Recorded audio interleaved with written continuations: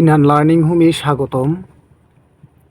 প্রিয় শিক্ষার্থী, যারা দশম শ্রেণীতে অধ্যয়নরত, যাদের আগামী মাসে টেস্ট পরীক্ষা হবে এবং 2025 সালে যারা এসএসসি পরীক্ষার্থী রয়েছে, তোমাদের বিজ্ঞান বিভাগের রসায়ন বিষয়ের তৃতীয় অধ্যায় পদার্থের গঠন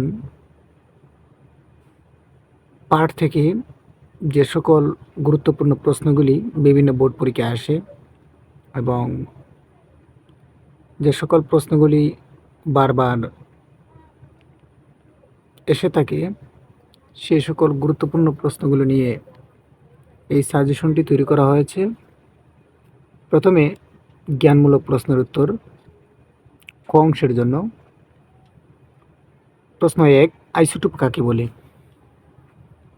উত্তর, যে সকল পরমাণুর প্রোটন সংখ্যা সমান কিন্তু বর সংখ্যা ও নিউট্রন সংখ্যা ভিন্ন, তাদেরকে একে অপরের আইসোটোপ বলা হয়।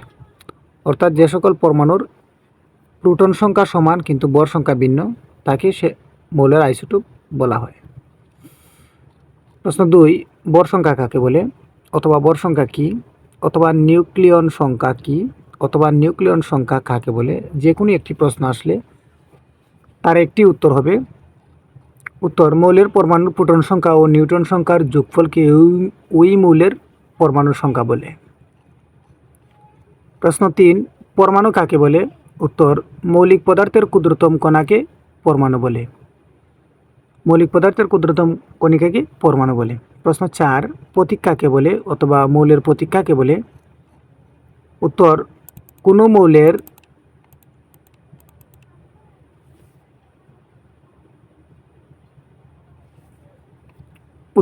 কোনো মৌলের ইংরেজি বা ল্যাটিন নামের সংক্ষিপ্ত রূপকে মৌলের প্রতীক বলে।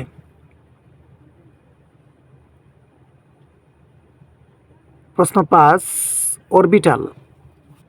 এই প্রশ্নটি হবে, অরবিটাল কি অথবা অরবিটাল কাকে বলে? উত্তর, পরমাণুর প্রতিটি প্রধান শক্তিস্তর এক বা একাধিক উপশক্তিস্তর নিয়ে গঠিত। এই উপশক্তিস্তরগুলোকে অরবিটাল বলা হয়। এগুলো হচ্ছে sp-df দ্বারা চিহ্নিত। প্রশ্ন 6, অরবিট কাকে বলে অথবা অরবিট কি অথবা শক্তিস্তর কি? উত্তর, পরমাণুতে যে সকল ইলেকট্রন থাকে সেগুলো নিউক্লিয়াসকে কেন্দ্র করে নির্দিষ্ট ব্যাসার্ধের কতগুলো অনুমোদিত কক্ষপথে ঘুরে, এগুলিকে অরবিট বা শক্তিস্তর বলা হয়। অর্থাৎ যে সকল শক্তিস্তরকে কেন্দ্র করে ইলেকট্রন ঘূর্ণায়মান থাকে বা ঘুরে, তাদেরকে বলা হয় শক্তিস্তর অথবা অরবিট। প্রশ্ন 7, তেজক্রিয় আইসোটোপ কাকে বলে? উত্তর, তেজক্রিয় রশ্মি বিকিরণকারী আইসোটোপগুলোকে তেজক্রিয় আইসোটোপ বলা হয়। প্রশ্ন 8, মৌল কাকে বলে অথবা মৌলিক পদার্থ কাকে বলে? উত্তর, যে পদার্থকে ভাঙলে বা বিশ্লেষণ করলে সেই পদার্থ ছাড়া অন্য কোনো পদার্থ পাওয়া যায় না, তাকে মৌলিক পদার্থ বলে। এখন আমরা দেখব ক এর জন্য কিছু গুরুত্বপূর্ণ প্রশ্ন। সময় স্বল্পতার কারণে প্রশ্নগুলো টাইপিং করতে পারিনি, যার কারণে সরাসরি বোর্ড প্রশ্ন থেকে সেগুলো দেওয়া হয়েছে। 1 নম্বর যে প্রশ্নটি পড়বা, কপার মৌলের ইলেকট্রন বিন্যাস ব্যতিক্রম কেন? 2 নম্বর যে প্রশ্নটি রয়েছে সেটি হচ্ছে, পরমাণুর সমস্ত ভর নিউক্লিয়াসে কেন্দ্রীভূত, ব্যাখ্যা করো।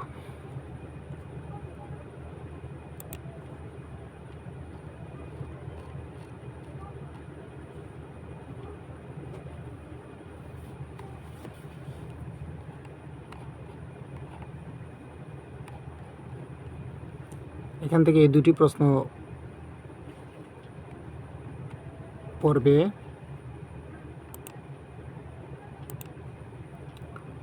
অনুধাবনের জন্য আরেকটি গুরুত্বপূর্ণ প্রশ্ন হচ্ছে, ম্যাগনেসিয়ামের পারমাণবিক ভর সংখ্যা বলতে কী বুঝো অথবা যে কোনো মৌলের পারমাণবিক ভর সংখ্যা কী বুঝো? একই প্রশ্ন পর্যায় সারণী থেকে যে কোনো মৌল দিয়ে বলতে পারে এটির পারমাণবিক সংখ্যা বলতে কী বুঝো। সবগুলোর উত্তর একই হবে। এখানে উত্তরগুলি দেওয়া আছে, তোমরা সেগুলো লিখে শিখে নিবা। তারপরে আরেকটি গুরুত্বপূর্ণ প্রশ্ন হচ্ছে, আপেক্ষিক পারমাণবিক ভরের একক নাই কেন অথবা আপেক্ষিক পারমাণবিক ভরের একক থাকে না কেন অথবা আপেক্ষিক পারমাণবিক ভরের একক থাকে না কেন? এখানেও এই আপেক্ষিক পারমাণবিক ভরের একক নাই কেন, এই প্রশ্নটির উত্তর এখানে দেওয়া আছে, সেটা তোমরা শিখে নিবা।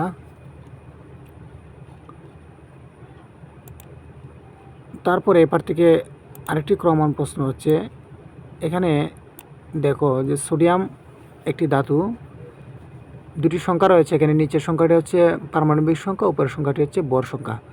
এই পারমাণবিক সংখ্যা বরং ভর সংখ্যা বলতে কী বোঝায়? এই ধরনের যে কোনো প্রশ্ন আসতে পারে, পর্যায় সারণী থেকে যে কোনো মৌল দিয়ে তাদের ভর সংখ্যা এবং পারমাণবিক সংখ্যা দিয়ে বলতে পারে যে এটি বলতে কী বোঝাও। তবে সবগুলোর বৈশিষ্ট্য একই ধরনের। এখানে জাস্ট শুধু তোমরা দেখে নিবা যে এখানে কি কি রয়েছে। এই যেটি ভর সংখ্যা রয়েছে, একটি প্রোটন সংখ্যা বা পারমাণবিক সংখ্যা রয়েছে, তারপর ইলেকট্রন সংখ্যা, তারপর রয়েছে নিউটন সংখ্যা। তো নিউটন সংখ্যাটা সাধারণত এখানে এই উপরে যে ভর সংখ্যাটি থাকবে সেটি থেকে এটি বিয়োগ দিলে যে সংখ্যাটি থাকবে সেটা হচ্ছে নিউটন সংখ্যা। তারপর এখানে যে আয়ন দেওয়া আছে, প্লাস থাকলে সেটি ধনাত্মক আদান, আর যদি মাইনাস থাকে তাহলে সেটি ঋণাত্মক আদান।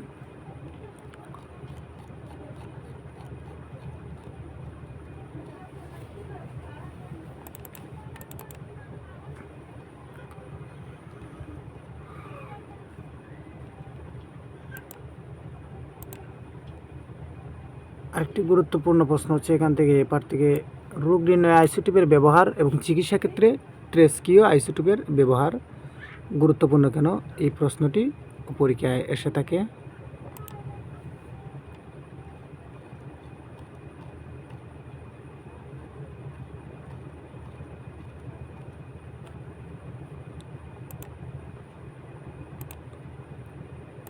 এই প্রশ্নটি শিখবা, ফ্লোরিন পরমাণু বিদ্যুৎ নিরপেক্ষ কেন, অথবা অনেকগুলি পরমাণু রয়েছে যেগুলো বিদ্যুৎ নিরপেক্ষ কেন, ফ্লোরিন বা অন্যান্য পরমাণু দিয়েও এ ধরনের প্রশ্ন আসতে পারে যে পরমাণুগুলো বিদ্যুৎ নিরপেক্ষ কেন।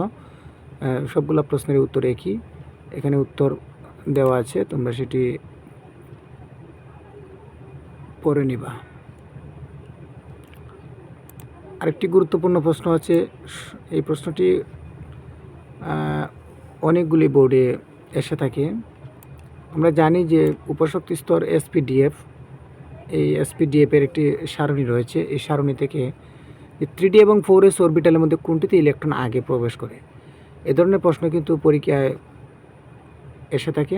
তো এই প্রশ্নটিও সেটি তোমরা সেটি শিখে নেবা যে 3D এবং 4s অরবিটালের মধ্যে কোনটি ইলেকট্রন আগে প্রবেশ করে।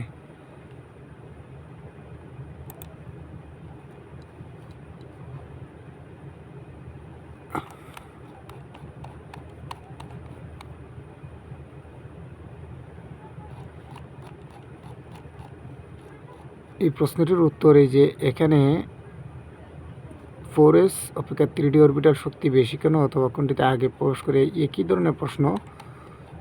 এখানে যেহেতু প্রশ্নটির আনসার সম্পূর্ণ আসে নাই, এখানে এটার আনসারটি দেওয়া আছে, তোমরা চাইলে এই আনসারটি এখান থেকে লিখে নিতে পারো।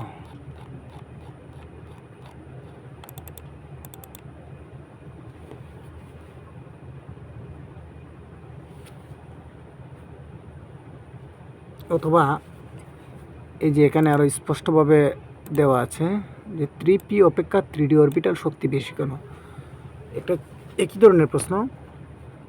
এই প্রশ্নটা শিখে নিবা, তাহলে আগে যে দুইটি প্রশ্ন আমরা দেখেছি সবগুলোর আনসারই দেওয়া সম্ভব। এই যে এই প্রশ্নটাও একই, এখানে 20 পারমাণবিক সংখ্যাবিষ্ট মৌলের ক্ষেত্রে ইলেকট্রন 3D শেলে না গিয়ে 4s এ যায় কেন। এই যে চারটি প্রশ্ন তো একই ধরনের প্রশ্ন, অর্থাৎ একটু চেঞ্জ করে বিভিন্ন বোর্ড পরীক্ষা এগুলো এসেছে।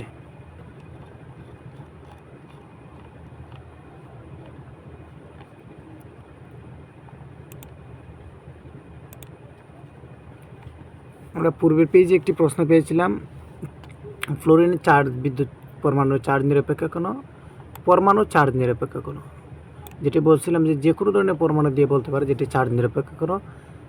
এই ধরনের প্রশ্ন আসলে এই আনসারটি তোমরা দিতে পারবা।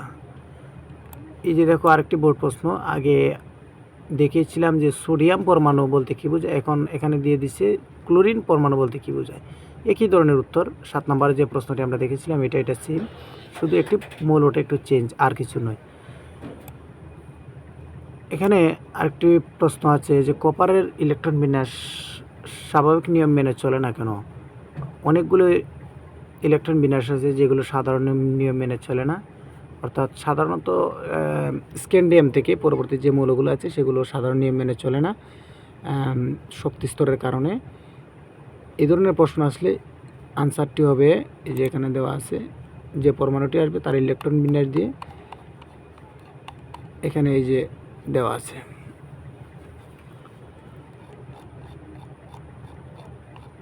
ধন্যবাদ সবাইকে।